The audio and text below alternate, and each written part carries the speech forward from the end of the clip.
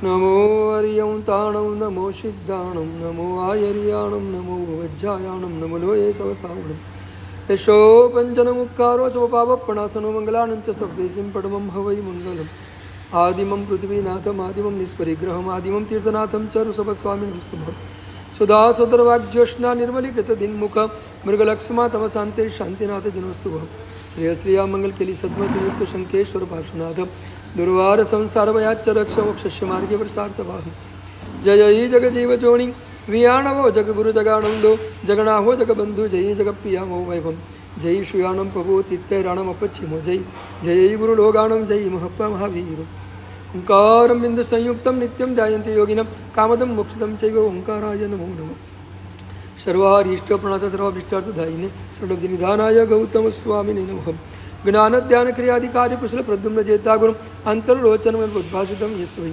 ઓંકારેણ સુસેવિત વિશુદ્ધમ ઓંકાર સેવા પર સોયમ સૌમ્યમના સદા વિજયતે શ્રી સિદ્ધિશૂરી સર સ્વયં સૌમ્યમના સદા વિજયતે શ્રી ભદ્રસૂરી સર સ્વયં સૌમ્યના સદા વિજય ઓંકાર સૂરી સર સુનૈવેશોજય શ્રી સર અજ્ઞાન દ્વિરાંતરમ જ્ઞાનમ જનશલાકયા નેત્રમનમિલિતમ યેન તસ્મૈ શ્રી ગુરવે નમઃ.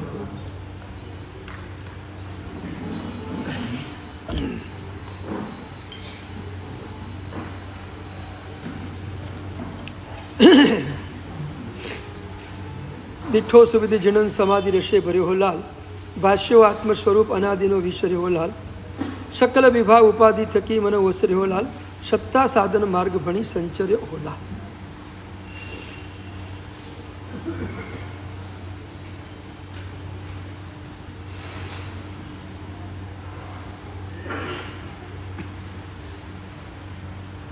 સંતના આશ્રમ તરફ જઈ રહેલો એક યુવાન સંતના આશ્રમ દરવાજામાંથી પ્રવેશ કરી અને સંત જે મકાનમાં છે એ મકાન સુધી પહોંચ્યો. જૂના જમાનાનું મકાન, લાકડાની સીડી, અને સંત ઉપર રહેતા હતા. સીડી ચડીને યુવાન ઉપર જઈ રહ્યો હતો. કોઈક સીડી ચડી રહ્યું છે એવો અવાજ સંત સુધી પહોંચ્યો અને સંતે ઉપરથી બૂમ પાડીને કહ્યું, કોણ છે, કોણ છે? અને નીચેથી યુવાને કહ્યું, એ જ તો જાણવા માટે તમારી પાસે આવું છું. તું કોણ છે? હું કોણ છું એ જાણવા માટે જ તમારી પાસે આવું છું. બહુ મજાની આ વાત છે. બસ આ આપણી આ સવારની વાંચના હું કોણ છું એને જાણવા માટેની છે. અને હું કોણ છું ને જાણ્યા પછી એનો અનુભવ કઈ રીતે થઈ શકે, એમાં કેવી રીતે ડૂબકી મારી શકાય અને આત્મ સ્વરૂપને કઈ રીતે માણી શકાય, એ માણવા માટેનો આપણો આ સરસ મજાનો એક નાનકડો પ્રયાસ છે.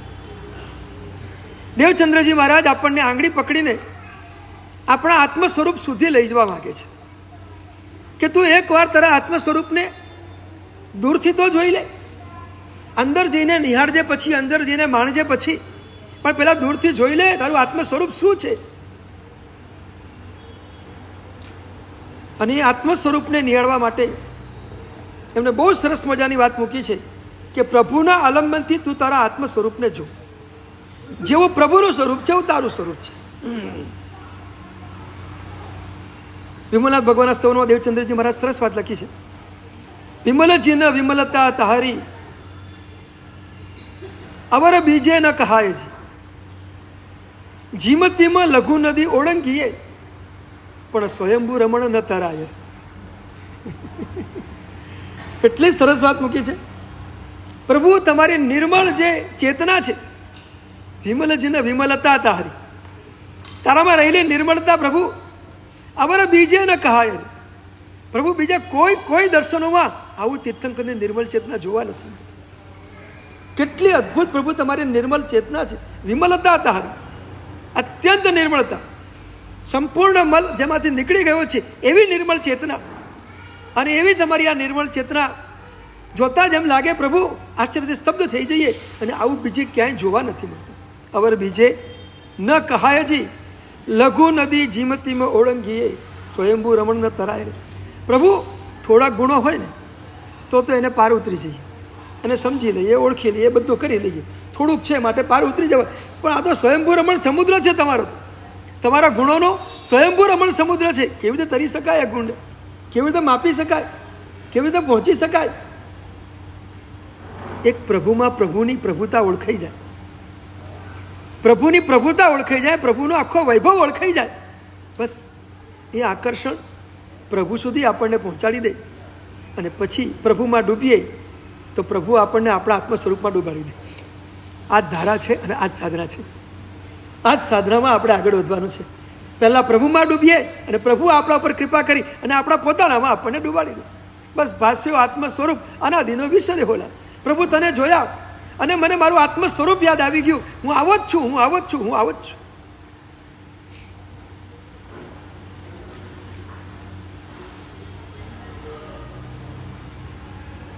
પરમાત્માને જોઈને આત્મ સ્વરૂપને ઓળખવાની આ સરસ મજાની દિશા દેવચંદ્રજી મહારાજ બતાવી રહ્યા છે.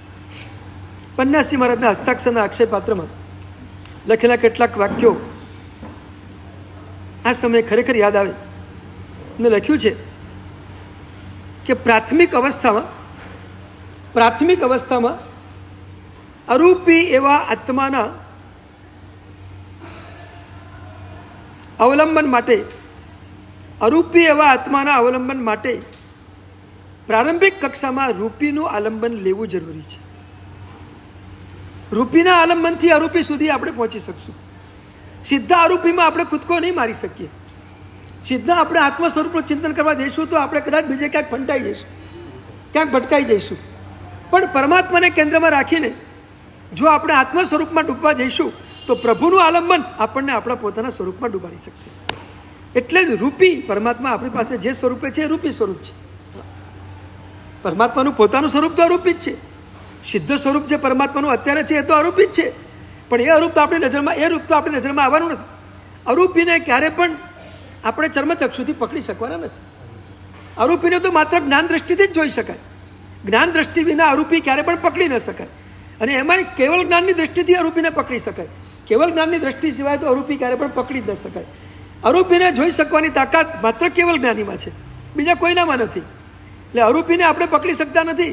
આપણી ચક્ષુ માત્ર રૂપીને જ પકડી શકીએ છીએ. એટલે રૂપીના આલંબનથી એનું આલંબન લઈ અને આપણે અરૂપી સુધી પહોંચવાનું છે.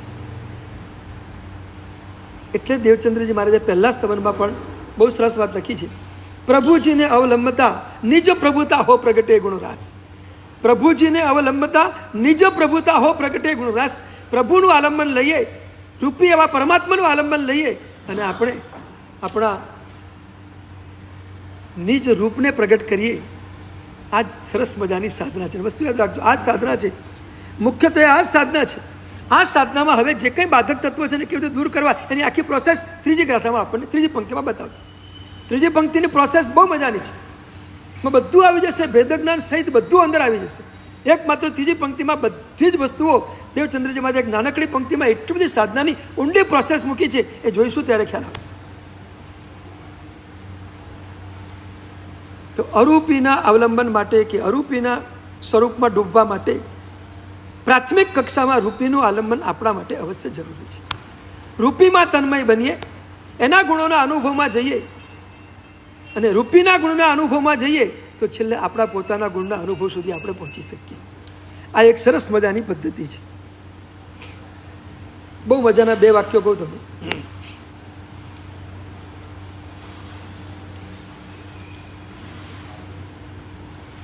સાધક સૌથી પહેલા પરમાત્મામાં આત્માને જોવાનો પ્રયત્ન કરે. સાધક સૌથી પહેલા પરમાત્મામાં આત્માને જોવાનો પ્રયત્ન કરે.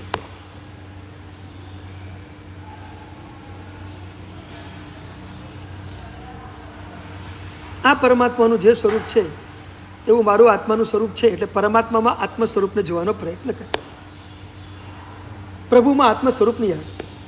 જેવું પરમાત્માનું સ્વરૂપ છે એવું મારું સ્વરૂપ છે, આત્મ સ્વરૂપ નહીં આવે. આ પ્રારંભિક કક્ષાની વાત છે. પરમાત્મામાં આત્માને જોવો એ પહેલી પ્રક્રિયા છે. અને બીજી મજાની પ્રક્રિયા છે આત્મામાં પરમાત્માને જોવો. તમારો આત્મા પોતે જ પરમાત્મા છે. હા, તમે પરમાત્મામાં આત્માને સ્વરૂપ જોવો છો ત્યાં ભેદની કક્ષા છે, અને આત્મામાં જ પરમાત્માને જોવો છો ત્યાં અભેદની કક્ષા છે. હું જ પરમાત્મા છું, હું જ પરમાત્મા છું. હા, પરમાત્મામાં આત્માને જોડે શું? પરમાત્માનું સ્વરૂપ છે, એવું મારું સ્વરૂપ છે. ત્યાં પરમાત્મા અને આત્મા વચ્ચેનો થોડોક એ ભેદથી કથન છે. હું અને પરમાત્મા બે ચીજ થઈ, બે ભેદ એટલે સ્વરૂપનો ભેદ નથી કેવો, પણ બે પદાર્થ છે, બે સામે બે વસ્તુઓ છે. એક બાજુ પરમાત્મા ને બાજુ આત્મા, બે વસ્તુ છે. અને આપણે ટેલી કરીએ છીએ. કોઈ પણ ટેલી હંમેશા બે વસ્તુ હોય તો જ થાય. ટેલી એકમાં ના થાય કોઈ દિવસ, ટેલી બેમાં થાય. એટલે ભેદમાં ટેલી થાય, અભેદમાં ટેલી ન હોય, અભેદમાં અનુભવ હોય. જ્યાં ભેદ આવશે ત્યાં ટેલી આવશે, અને જ્યાં અભેદ આવશે ત્યાં અનુભવ આવશે. પરમાત્મામાં આત્માને જુઓ એ ભેદથી કથન છે. પરમાત્મા છે ને આત્મા છે, જેવું પરમાત્માનું સ્વરૂપ છે એવું મારું સ્વરૂપ છે. એટલે આત્મા અને પરમાત્માના સ્વરૂપને તમે ભેદથી જોઈ રહ્યા છો. અને પછી આત્મામાં તમે જુઓ છો હું જ પરમાત્મા છું, આત્મા એ જ પરમાત્મા છે, ત્યાં અભેદ છે. આત્મા એ જ પરમાત્મા છે, ત્યાં અભેદ છે. એટલે પહેલા ભેદથી દર્શન છે, પછી અભેદથી દર્શન છે. આખી સાધના છે. પણ ભેદ પકડાશે તો અભેદ પકડાશે, તો અભેદમાં જવાશે. એટલે પન્નેશજી મહારાજ પહેલા આપણને ભેદ પકડાવે છે કે તમે પહેલા ભેદ પકડો. તમારું અને પરમાત્માનું સ્વરૂપ એક છે, એવા ભેદને પહેલા બરાબર પકડી લો. ભલે ભેદથી બંનેનું સ્વરૂપ એક છે એવું તમે જાણી લો, એવું તમે જોઈ લો, અને એને તમે તમારા ચિંતનમાં બરાબર મનનમાં લાવો. અને એનાથી તમારી બુદ્ધિને, તમારી પ્રજ્ઞાને, તમારી ચેતનાને, તમારા ઉપયોગને, તમારા અધ્યવસાયને એનાથી વાસિત કરો. અને એનાથી આત્મા જ્યારે વાસિત થઈ જશે પછી એ આત્માનો ઉપયોગ ભીતરમાં જોડાશે ને થશે. ઓહો, પરમાત્માનું સ્વરૂપ એ મારું સ્વરૂપ છે. એનો મતલબ એ છે કે હું પોતે પરમાત્મા છું. એનો મતલબ એ છે કે હું પોતે પરમાત્મા છું, અને આત્મા પોતે હું પરમાત્મા છું, ત્યાં અભેદ થઈ ગયું. પછી ઉપયોગ ભીતર ડૂબી જશે, ને ડૂબશે.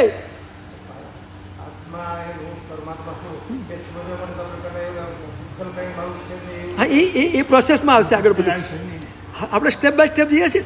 પણ એક વસ્તુ યાદ રાખો, આત્માને પકડવા માટે પહેલાં તો આત્મ સ્વરૂપને આપણે ઘૂંટી રહ્યા છીએ. કારણ કે આત્મ સ્વરૂપ મારું શું છે એ તમે જાણશો નહીં. એટલે એ જાણવા માટે પરમાત્મા સ્વરૂપને જાણવાનું છે. અને પરમાત્મા સ્વરૂપ જાણવું સહેલું એટલા માટે છે કે એનું આલંબન આપણી સામે છે, અને અરૂપીનું આલંબન આપણી સામે છે. એટલે રૂપીના આલંબનથી શરૂ કરીને અરૂપી સુધી કેવી રીતે પહોંચવું, એની આખી પ્રોસેસ દેવચંદ્રજી મહારાજે આપણને આમ આપી છે. એટલે મેં હંમેશા તમને કહું છું કે આલંબનથી અનુભવની યાત્રા આ ગાથામાં લખાયેલી છે. આલંબનથી અનુભવની યાત્રા છે. અને જે આપણા શ્વેતાંબર સંપ્રદાયમાં આ જ પદ્ધતિ બહુ ઇષ્ટ છે. સીધા તમે આપણા આત્મ સ્વરૂપમાં ડૂબી શકો એવી કદાચ આપણી ગુંજાઈશ નથી. આપણે આપણી એ પાત્રતા નથી, સીધા નહીં ડૂબી શકીએ આપણે. આપણે આલંબનથી જ જવું પડશે. હા ભાઈ, હા હા હા, સાચું કહું. તમે શરૂઆત કરો, યોગ્યતા ઓટોમેટિક આવી પ્રગટી જ જશે. હું હંમેશા કહું છું કે જે માણસ પરમાત્માના સ્વરૂપને નિહાળવાનો પ્રયત્ન કરે અને પરમાત્માના સ્વરૂપને જોવાનો અભ્યાસ શરૂ કરે, એની પાત્રતા હોય તો જ અભ્યાસ શરૂ થાય, ને તો અભ્યાસ શરૂ થાય જ નહીં. તમે લાખ પ્રયત્ન કરો, તમે નહીં પહોંચી શકો. થોડી ઘણી પણ જો અંદરની નિર્મળતા ક્યાંક અંશે પણ જાગી હશે તો એના કારણે તમારી આ પાત્રતા અંદરથી ખુલશે, અને એ પાત્રતા તમને આવું દર્શન કરાવશે. નહીં તો આજે આ દર્શન જ મુશ્કેલ છે. આપણે પરમાત્માના દર્શન કરવા જઈએ અને પરમાત્માના સ્વરૂપ સુધી દર્શનમાં પહોંચી જઈએ, એ પાત્રતા વિના થાય પણ કેવી રીતે? આવી જ ન શકે. પ્રભુના સ્વરૂપને આપણે ઓળખી પણ કેવી રીતે શકીએ? કંઈક આપણું મોહનીય કર્મ પાતળું પડ્યું હોય, કંઈક આપણું મિથ્યાત્વ કર્મ પાતળું પડ્યું હોય તો જ પ્રભુના સ્વરૂપ દર્શન સુધી આપણે જઈ શકીએ. સ્વરૂપ દર્શન સુધી જઈ ન શકાય. ગાઢ મિથ્યાત્વી આત્મા સ્વરૂપ દર્શન સુધી પહોંચી શકતો નથી.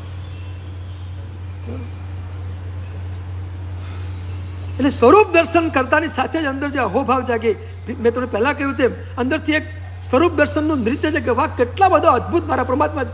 પરમાત્માના ગુણ વૈભવ જોઈને, પરમાત્માના અસ્તિત્વના વૈભવને જોઈને જે આત્મા અંદરથી નાચી ઉઠે એને સમજવાનું કે એની પાત્રતા ખુલી ગઈ છે. બહુ સાદી સીધું સિમ્પલ બેરોમીટર આપી દઉં તમને. પરમાત્માનું અસ્તિત્વ અને પરમાત્માનો વૈભવ જોઈને તમારા અંદરમાં જો આનંદ થાય, સમજો કે તમારી પાત્રતા 100% આવી ગઈ છે. જરાય ગભરાશો.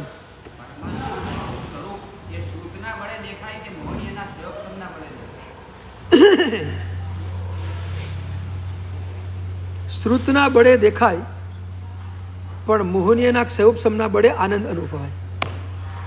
યાદ રાખજો. હા, અભવ્યના આત્માને શ્રુતના બળે દેખાય ખરું. અભવ્યના આત્માને શ્રુતના બળે દેખાય ખરું. શ્રુતથી ન દેખાય એવું નથી કહેતો. શાસ્ત્રથી તમે જોઈ શકો, જાણી શકો, કરી શકો, પણ શાસ્ત્ર તમને આનંદ ના આપી શકે. આનંદ મોહનીય કર્મના ક્ષયોપશમથી જ મળે. કોઈ પણ શાસ્ત્ર એ લક્ષક છે, દર્શક નથી. કોઈ પણ શાસ્ત્ર લક્ષક છે, દર્શક નથી. એ માત્ર તમને લક્ષ્ય પકડાવી શકે, એ તમને દર્શન ન કરાવી શકે. ચાહે ગમે તેવા મોટા શાસ્ત્રો હોય, એ બધા સાથે તમને લક્ષ્ય પકડાવી શકે કે તમારું આ લક્ષ્ય છે, તમારી આ મંજિલ છે, તમે આટલે સુધી પહોંચો, એ તમને પકડાવી શકશે. પણ શાસ્ત્ર તમને દર્શન નહીં કરાવી શકે. દર્શન તમારે તમારા ક્ષયોપશમથી, તમારી પાત્રતાથી, તમારી સાધનાથી અને ઊંડા ઉતરવાથી જ થશે. શાસ્ત્ર માર્ગ બતાવશે.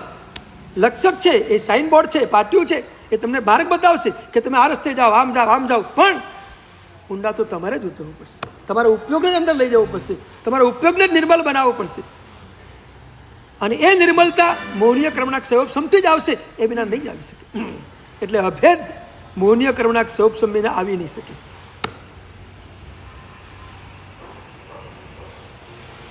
અને ભેદમાં પણ માત્ર તમે જાણો એ એક કક્ષા છે, અને જાણ્યા પછી એનો તમને આનંદ આવે એ બીજા નંબરની કક્ષા છે.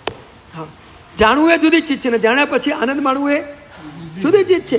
તમે પ્રભુના દર્શન સ્વરૂપ દર્શન કરો એ જાણ્યું કહેવાય. પણ દર્શન કરતા કરતા તમારો આત્મા અંદરથી નાચી ઉઠે, વાહ કેટલા અદભુત પ્રભુ, શું પ્રભુનો ગુણ વૈભવ, શું પ્રભુનું અસ્તિત્વ છે. બસ આવો એક અંદરથી આનંદ પ્રગટે.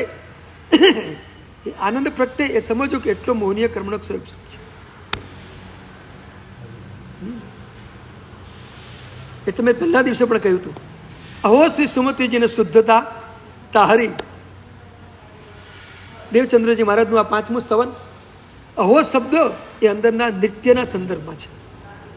પરમાત્માની આમ શુદ્ધતા જોયા પછી અહો શબ્દ એ બતાવે છે કે દેવચંદ્રમાં નાચી ઉઠ્યા, અંદરથી નાચી ઉઠ્યા, રોમ રોમ પુલકિત થઈ ગયા. આવો અદભુત મારા પ્રભુનું સ્વરૂપ. જોતાની સાથે અંદર જે નૃત્ય શરૂ થાય, સમજો કે એ આપણી યોગ્યતા નહીં, આપણી પાત્રતા છે.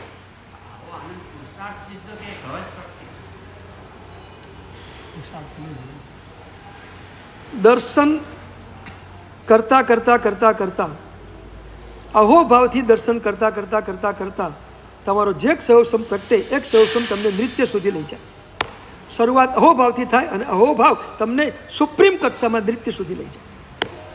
શરૂઆત અહોભાવથી જ થશે, પણ એ અહોભાવ કરતા કરતા કરતા કરતા જે પુરુષાર્થ થશે એ પુરુષાર્થ તમારા મોહનીય ક્રમને ક્ષયોપશમ લાવી દેશે, આવશે જ. એક વાત મેં પહેલાં પણ કહી હતી કે જેમ જેમ તમે સ્વરૂપના ચિંતનમાં ઉતરશો તેમ તેમ મોહનીય કર્મો ઉપર હથોડાના ઘા પડશે. ચિંતનથી શરૂ થશે, ચિંતનથી જ. અનુભૂતિની વાત તો પછી જ. તમે ચિંતન કરતા જાઓ અને મોહનીયને તોડતા જાઓ.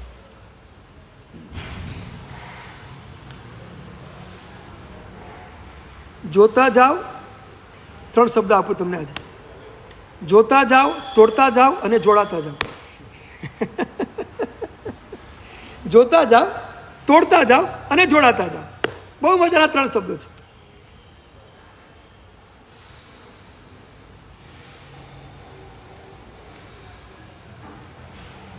સ્વરૂપને જોતા જાઓ, પરને તોડતા જાઓ અને સ્વરૂપ સાથે જોડાતા જાઓ.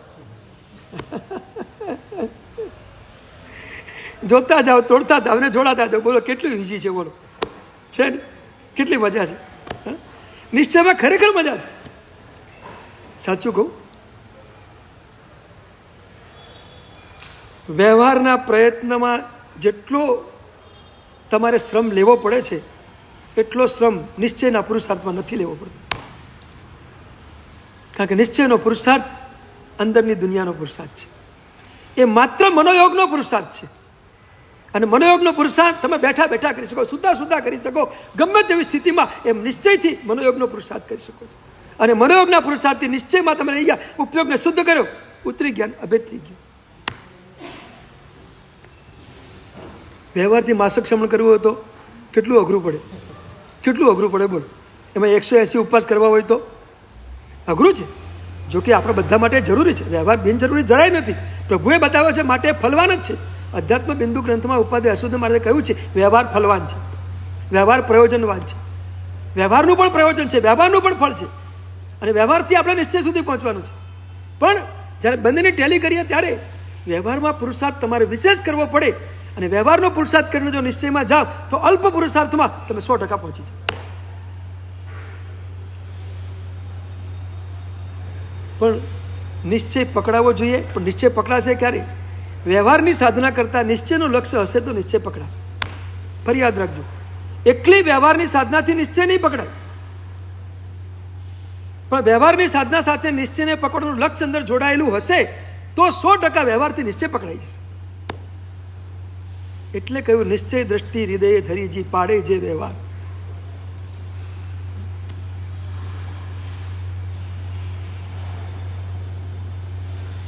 નિશ્ચય દ્રષ્ટિ હૃદય ધરીજી પાડે જે વ્યવહાર.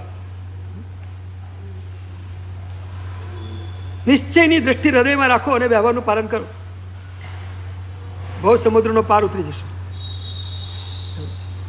થઈ જશે. નિશ્ચય દ્રષ્ટિ આખી હૃદયની જ છે, એ આંતરિક દ્રષ્ટિ છે. અને ખરેખર કહું, વ્યવહાર યોગમાં છે, નિશ્ચય ઉપયોગમાં છે. વ્યવહાર યોગમાં છે, નિશ્ચય ઉપયોગમાં છે.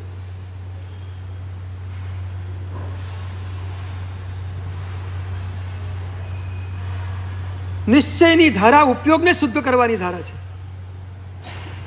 વ્યવહારની ધારા યોગને શુદ્ધ કરવાની ધારા છે. વ્યવહારની સાધનાથી યોગની શુદ્ધિ થશે અને નિશ્ચયની સાધનાથી ઉપયોગની શુદ્ધિ થશે, અને છેલ્લે ઉપયોગની શુદ્ધિથી જ મોક્ષ છે. વ્યવહાર નિશ્ચય વચ્ચે આટલો તફાવત તો છે જ, પણ સાધના બંને સાથે રાખીને જ કરવાની છે. અને એટલે ઉપાધ્યાયજી મહારાજ કહ્યું છે નિશ્ચય દ્રષ્ટિ હૃદય ધરીજી પાડે છે વ્યવહાર. એમને વ્યવહારને ક્યાંય તોડ્યો નથી. નિશ્ચય દ્રષ્ટિ હૃદયમાં રાખો અને વ્યવહારનું પાલન કરો. બંને સાથે રાખો તો તમારી ગાડી મોક્ષ સુધી પહોંચી જશે, 100% પહોંચી જશે. બંને આપણા માટે ફળવાન છે, બંને આપણા માટે પ્રયોજનવાન છે, અને બંનેને પકડીને જ ચાલવાનું છે. એકને છોડવાના તો છે જ, છેક સુધી નથી છોડવાનું.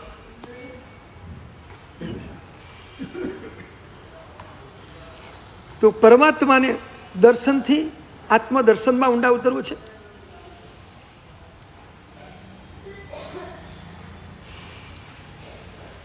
વર્તમાન કાળની અંદર અપેક્ષા એમ કહું કે સારામાં સારા સાધક તરીકે અત્યારે યોગેશભાઈનું નામ છે. યોગેશભાઈ એક જબરદસ્ત સાધના કરી રહ્યા છે,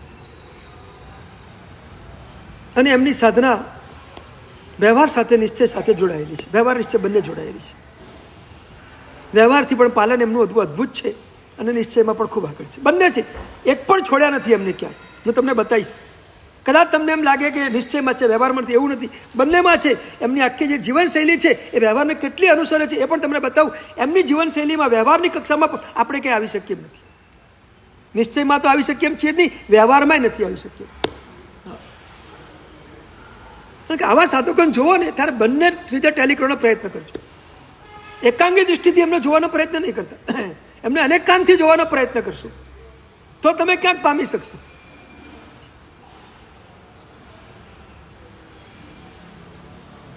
તારંગા તીર્થની યાત્રા અમે ગયા હતા.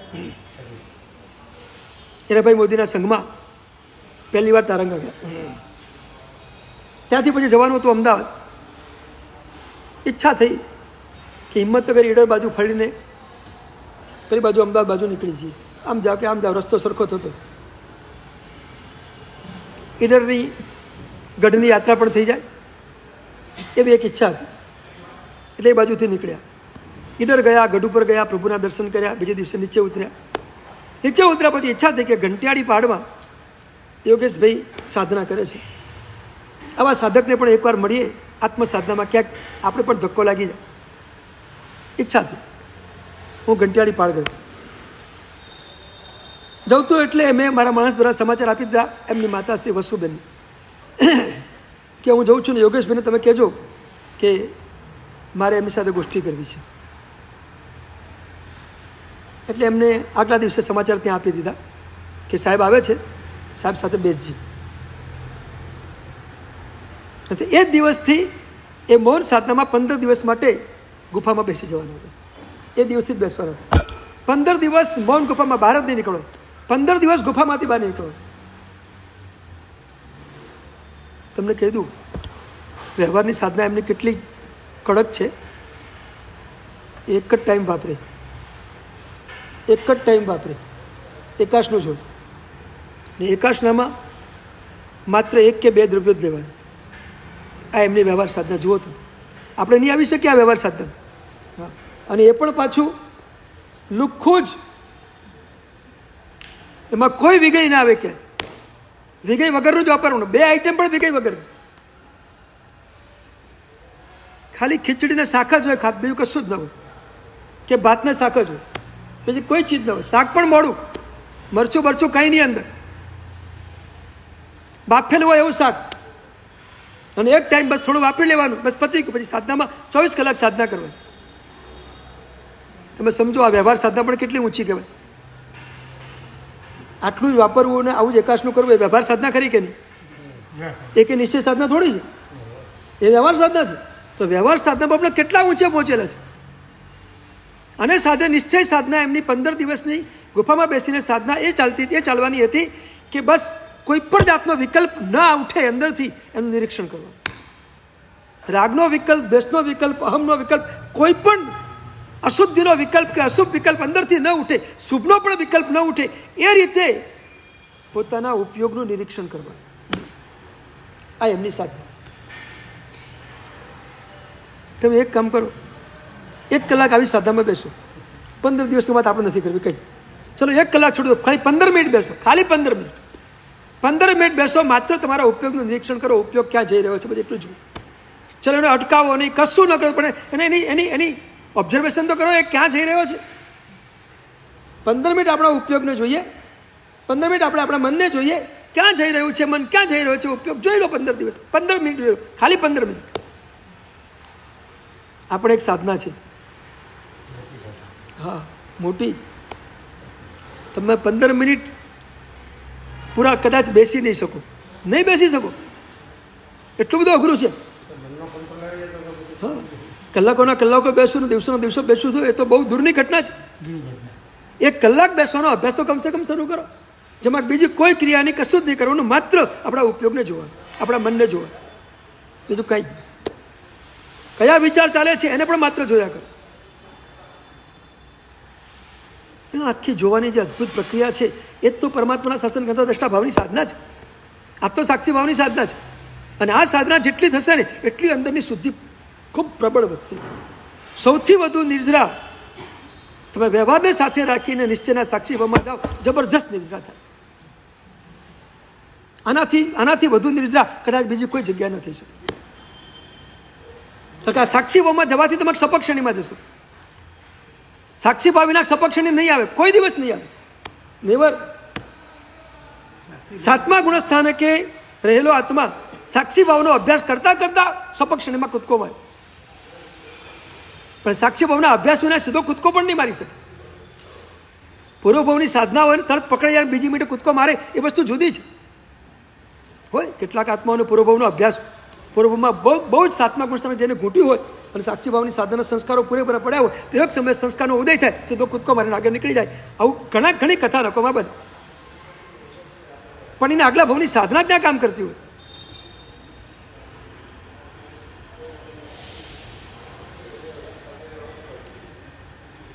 એ યોગેશભાઈ 15 દિવસ ગુફામાં બેસીને માત્ર આ જ વિકલ્પને તોડવાની સાધના.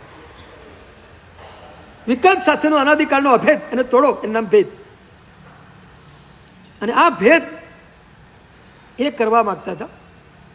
અને એટલે એમની સાધના બહુ ઊંડાઈમાં જવાની હતી. એના આગલા દિવસે એમના માતુશ્રીના કહેવાથી મારી સાથે મુલાકાત થઈ. બહુ જ ઘણી બધી ગોષ્ઠીઓ થઈ, નિશ્ચયની, વ્યવહારની, બીજી ત્રીજી બધી. મેં છેલ્લે એમને એક પ્રશ્ન કર્યો. મેં કીધું, યોગેશભાઈ તમારી આ માર્ગમાં જવાની શરૂઆત કેવી રીતે થઈ? બધાને જાણવાની ઈચ્છા હોય કે શરૂઆત ક્યાંથી કરવી. બધાને આ પ્રશ્ન મૂંઝતો હતો કે શરૂઆત ક્યાંથી કરવી. દેવચંદ્રમાં શરૂઆત બહુ સ્પષ્ટ આપણને આપી દીધી, અહીંથી શરૂઆત કરો. અને યોગેશભાઈને મેં પૂછ્યું કે તમે શરૂઆત તમારી ક્યાંથી થઈ? અને એમને સરસ વાત કરી. મને કે પ્રભુના દર્શન કરતાં કરતાં મારી શરૂઆત થઈ. જે આપણો વિષય ચાલે છે અનુસંધાનની વાત છે. મેં કીધું કેવી રીતે? હવે જાણવા જેવું છું.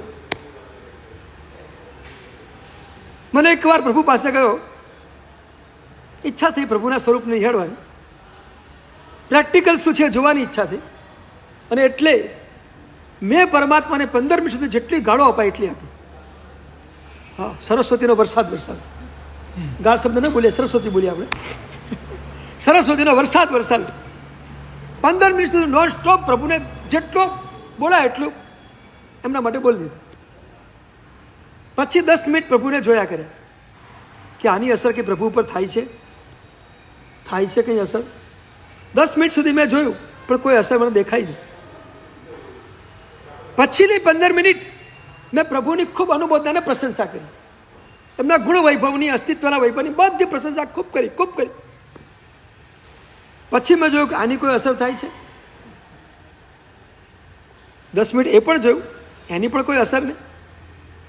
પછી મેં માન્યું કે ગાળમાં પણ અસર નથી ને પ્રશંસામાં પણ અસર નથી. આવું થવાનું સ્વરૂપ દર્શન પ્રભુ આપણને એમના દર્શનથી કરાવી રહ્યા છે. આ રીતે હું પ્રભુથી પામ્યો કે મારી પણ આવી કોઈ સ્થિતિ આવી જાય, મને કોઈ આવું બોલે તો પણ હું સ્થિર રહું, સ્થિતપ્રજ્ઞ રહું. પ્રશંસા કરે તો પણ સ્થિતપ્રજ્ઞ રહું. બસ આ તો સાધના છે. પ્રભુના આવા દર્શન કરીને હું પામ્યો અને પામીને પછી સાધનામાં આગળ વધ્યો. મારે હવે આ સ્થિતિ પ્રાપ્ત કરવાની છે, સ્થિતપ્રજ્ઞ સ્થિતિ પ્રાપ્ત કરવાની છે, આવી સાક્ષી ભાવની સ્થિતિ પ્રાપ્ત કરવાની છે કે મારું મન ક્યાંય અંદર ન રાગમાં જાય ન દ્વેષમાં જાય. આ પ્રભુની વિતરાગ અવસ્થા, આ પરમાત્માની વિતદ્વેષી અવસ્થા, એ પરમાત્માના દર્શન, આ ગુણોને આપણે દર્શન કરીએ અને આ સ્થિતિ આપણે પામીએ, કેટલી મજા આવી જાય છે. પ્રભુ પમાડે છે આ રીતે આપણને. પામવું હોય તો પ્રભુ પમાડી શકે છે, આ રીતે પણ પમાડી શકે છે, પણ આપણી પામવાની તૈયારી જોઈએ.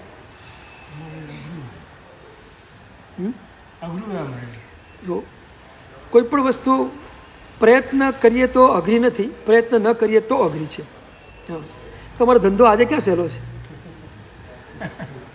તમારો ધંધો આજે ક્યાં સહેલો છે? સહેલો છે? હા, કેટલો કઠિન છે આજે કમાવું તમારે કેટલું કઠિન છે? એના કરતાં અમારું બહુ સહેલું છે.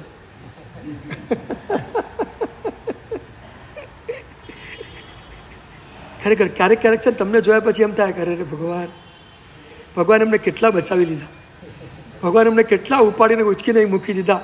કેટલો પરમાત્માનો ઉપકાર. આ બધી જડો જતામાંથી ને આ પ્રપંચોમાંથી ને આ બધી વિકટ પરિસ્થિતિઓમાંથી પ્રભુ કેટલા અમને બહાર કાઢી નાખ્યા, કેટલા મસ્તીમાં પ્રભુએ એમને રાખ્યા. લાગે કે પ્રભુ કેટલું બધું સાચવે છે અમારું. તમારા દર્શન કરીને તો આવું દર્શન થાય. એ ખરેખર હું તમને ખરેખર કહું છું, વર્તમાન પરિસ્થિતિ એવી છે ને, જો એની પાસે આ જ્ઞાન નહીં હોય, આવી કક્ષાનું જો જ્ઞાન નહીં હોય તો એ આત્મા 100% આર્ધ જ્ઞાનને રૌદ્ર ધ્યાનમાં જશે અને 100% સંસારને વધારશે. એ નહીં બચી શકે. આવા આત્માના અને પરમાત્માના જ્ઞાન વિના અત્યારે આત્માને બચાવવો બહુ મુશ્કેલ છે. તમે માનો એટલું સહેલું નથી. તમે અભ્યાસમાં જશો કે પ્રસન્નતા કઈ રીતે જાળવી શકાય. પરમાત્માની પ્રસન્નતા જોયા પછી તમને થાય કે મારી પ્રસન્નતા મારે કઈ રીતે ટકાવી. બસ આ યોગેશભાઈની જેમ આવા પ્રયોગો કરો, તમે 100% પ્રસન્નતાના ક્ષેત્રમાં ચાલી જશો. તમને કંઈ નહીં થાય. એટલે મારી દૃષ્ટિએ જોવા જવું ને તો વર્તમાન પરિસ્થિતિનો સામનો કરવા માટે પણ પ્રભુનું આ દર્શન જરૂરી છે. આ પરિસ્થિતિમાં પણ આર્ત ધ્યાનથી બચવું હોય તો પ્રભુને જોયા કરો કે કોઈ પરિસ્થિતિની અસર પરમાત્મા ઉપર નથી. જે પરમાત્માનો આ જે ગુણ છે એ જ ગુણ મારી પાસે છે, મારે એને પ્રગટ કરવો છે, મારે પણ પરિસ્થિતિની અસરમાંથી બહાર નીકળવું છે. ચાલ્યા કરશે. પરિસ્થિતિ કોઈના હાથમાં નથી, માત્ર તમારા પુણ્યના હાથમાં છે. પરિસ્થિતિ માત્ર તમારા પુણ્ય અને પાપના હાથમાં છે. પરિસ્થિતિ કોઈના હાથમાં નથી. તો તમને ઊંડા ન લઈ જવાય. બાકી તો પરિસ્થિતિ આવી ગયા પછી, પરિસ્થિતિનું નિર્માણ થઈ ગયા પછી એ પરિસ્થિતિમાં પરિષ્કાર કરવાની બુદ્ધિ એ મિથ્યાત્વની અવસ્થા છે.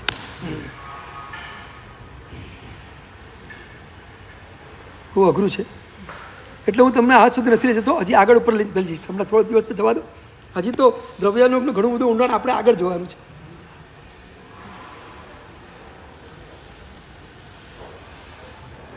એ યોગેશભાઈની સાથે 2.5 કલાકની જે મસ્ત મજાની ચર્ચાઓ થઈ છે,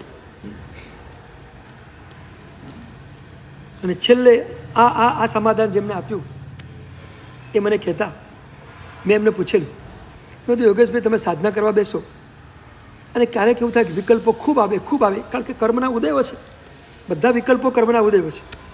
કોઈ પણ વિકલ્પ અંદરથી ઉઠે એ કર્મનો ઉદય સમજો. કર્મના ઉદય વિના કોઈ વિકલ્પ ક્યારે પણ ઉઠતો જ નથી. મેં તો કર્મના ઉદયથી ક્યારેક તમને અંદરથી વિકલ્પો બહુ ઉઠી જાય અને તમે ડિસ્ટર્બ થઈ જાય. સાધમાં બને ખરું કે નહીં? કોઈ વખત આવું બને ખરું કે નહીં? મને કે ચોક્કસ બને, કારણ કે મારા પણ બંધાયેલા તો પડ્યા જ છે અંદર બધા. એ ગમે ત્યારે ઉદયમાં તો આવવાના જ છે, અને જ્યારે ઉદયમાં આવશે ત્યારે વિકલ્પો પેદા કરાવી જ દેશે. એટલે ક્યારેક ડિસ્ટર્બ થઈ જાય, એટલા બધા વિકલ્પોની હારમાળા ચાલે, ડિસ્ટર્બ થઈ જાય. પછી તમે શું કરવું? ઘણી વખત એવું બને કે એટલી બધી હારમાળા ચાલે ને કે તમે એને જલ્દી અટકાવી પણ ન શકો. એટલે મેં પૂછ્યું, મેં કીધું તમે એને અટકાવો કઈ રીતે?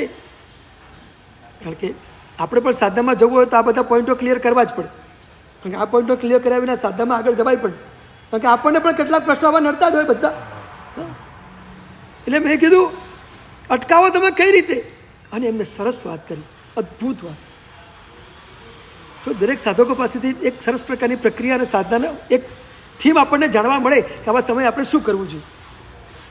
એટલે મને કે એકદમ વિકલ્પોથી ડિસ્ટર્બ થઈ જઈએ, ખૂબ હારમાળા ચાલે ને, ત્યારે હું એક કામ કરું, એ સાધનામાંથી ઊભો થઈ જાઉં, સીધો ઊભો થઈ જાઉં. પછી મેં કીધું ક્યાં જાઉં? મને કે સીધો ભગવાન પાસે પહોંચી જાઉં, અને પછી ભગવાનની સાથે પ્રેમનો વાર્તાલાપ કરી અને ભગવાનની ભક્તિમાં ડૂબી જાઉં. અને એ વખતે અડધો પોણો કલાક સુધી પરમાત્મા સાથે આ મસ્તીથી અંદરની વાતચીત કરું, પરમાત્મા સાથે પ્રેમ કરું, પરમાત્માના પ્રેમના પદો અંદરથી નીકળી પડે, પ્રેમના પદો બની જાય, બધું થઈ જાય. અડધો પોણો કલાક પરમાત્મા સાથે મજાથી મસ્તી કરી અને થોડોક સ્વસ્થ બનું, પાછો સાધનામાં લાગી જાઉં. પાછી મારી નિશ્ચયની સાધના પકડી અને વિકલ્પ સાધનામાં પાછો લાગી જાઉં. બસ આ એક ઉપાય. ડિસ્ટર્બ થઈએ ત્યારે પણ આપણા માટે આલંબન કોણ છે? આ જ પરમાત્મા છે. હું એટલા માટે તો ભાર દઈને વાત કરું છું. તમે જ્યારે પણ બહુ ડિસ્ટર્બ થયો, તમારા ઘરની અંદર સંસારમાં ક્યારે પણ ડિસ્ટર્બ થઈ જાઓ ને, ત્યારે પ્રભુ પાસે જઈને બેસી જાઓ અને પ્રભુના પ્રેમમાં સ્નાન કરો. તમે પ્રભુને પ્રેમ કરો અને પ્રભુ તરફથી તમને જે પ્રેમ મળે છે એમાં તમે ભીના બની જાઓ. અને એમાં તમે ભીના બનશો તો તમારું આખું અંદરનું જે સંકલેશ ભર્યું જે ઉપયોગની સ્થિતિ છે, જે મનની સ્થિતિ સંકલેશ ભરી છે, ઓટોમેટિક શાંત થઈ જશે. અને શાંત થશે તો તમને આગળ કંઈક સાધના સૂચશે. અશાંત અવસ્થામાં સાધના ક્યારેય પણ સૂજી નહીં શકે. ચંડકોશ શાંત પડ્યો ને પછી પ્રભુએ હથોડો માર, પણ શાંત ન પડતા પ્રભુ કશું ને, જેટલું કરવું તો કરવા દીધું, બધું કરવા દીધું, ડંખે મારવા દીધો, દૃષ્ટિએ ફકડ બધું કરવા દીધું. પણ પ્રભુએ પછી જોયું કે હવે થોડો શાંત બન્યો છે, હવે મારો હથોડો મારીને ઓર શાંતિમાં પ્રભુને ખેંચીને લઈ ગયા અને અશુભમાંથી શુભમાં લઈ ગયા, શુભમાંથી શુદ્ધમાં લઈ ગયા, શુભમાંથી શુદ્ધમાં લઈ ગયા. હા, ચંડ કૌશિકને પરમાત્માએ 15 દિવસમાં અનુભૂતિ સુધી પહોંચાડી દીધું. કારણ કે તિર્યંચની અવસ્થામાં 8મા દેવલોક સુધી પહોંચવું હોય તો એની પાસે આ જોઈએ જ, આના વગેરે પહોંચી ન શકે. તિર્યંત ન પહોંચી શકે, કારણ કે તિર્યંતની છેલ્લામાં છેલ્લી સ્થિતિ એ જ છે. 8મા દેવલોકથી ઉપર તિર્યંત ન જઈ શકે કોઈ દિવસ, ક્યારે પણ ન જઈ શકે. એટલે પ્રભુ એને કેટલે સુધી પહોંચાડી દીધો. આ પ્રભુની કરુણા, આ પ્રભુની કૃપા. જ્યારે પણ બહુ ડિસ્ટર્બ થાવ ને, આમ મનમાં ચેન નથી પડતું, બેચેન બની ગયું છે, વિચારોનું વાવાઝોડું ચાલી રહ્યું છે, અને આમ કંઈ સૂઝતું જ નથી, અટકવાનો પ્રયત્ન કરવા છતાં અટકતું નથી ને ધોધમાર ફુવારો ચાલ્યા કરે વિકલ્પોનો, પ્રભુ પાસે જઈને બેસી જાઓ. પ્રભુની ઓરામાં જઈને બેસો, પ્રભુની ઓરા તમને શાંત કરશે.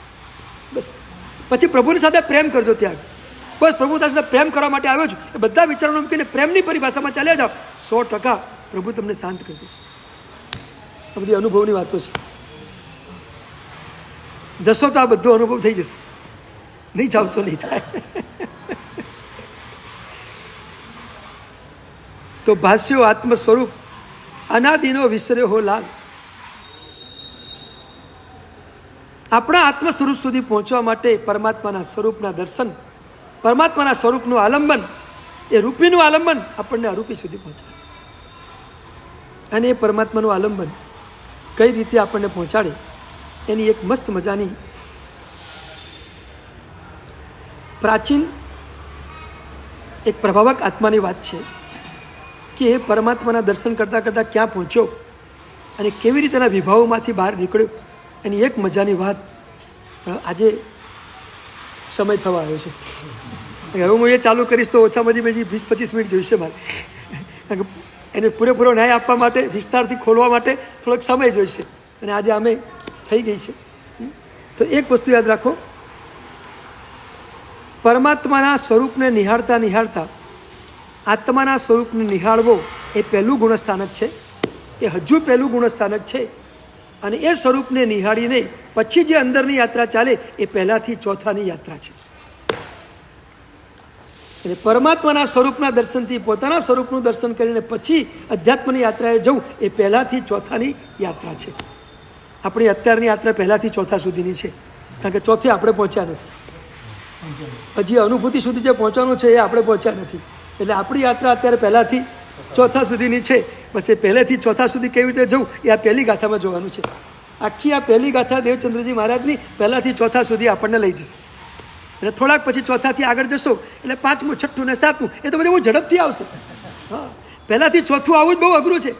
5મું, 6ઠું, 7મું મેળવવું કંઈ અઘરું છે જ નહીં, કશું અઘરું નથી. આ મોટો કૂદકો છે પહેલાંથી ચોથા સુધીનો.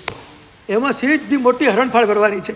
હા, અને એ હરણફાળ કેવી રીતે ભરવી અને એમાં કેવી રીતે આગળ વધવું, એટલે આપણું અત્યારની આ વાંચના છે ને એ પહેલાંથી ચોથે જવાની યાતના છે. પછી 10:30ની વાતના કરું છું ને એ માર્ગાનુસારીની ભૂમિકાની થોડીક વાતો છે, એ થોડીક આગળની પણ છે. બે બધું ભેગું ચાલ્યા કરશે, પણ અહીં તો આપણે પ્યોર પહેલાંથી ચોથાની જ યાત્રા કરવાની છે. બસ પહેલાંથી ચોથાએ કેવી રીતે જવું એનું વિશેષ વાત આપણે આગળ. સૂર્ય યોગી આપણે સૂર્ય કે પરિમળ ઉગે સૂર્ય નૌકાશે પછી સહાર પુષ્પ ત્યાર મસ્તમ પાઠમ આંબેલમ વિગજો પછી અંતમ સસ્તાગણમ ત્યાગણમ એગાસનમ વ્યાસનમ પછી ત્યાર મસ્તમ કેમ સાઈમમ અંદ્રાપુર સસ્તાગણમ સાગર સર્વમંગલ માંગલ કલ્યાણ કાલ પ્રધાન શુભમ જૈનમ જય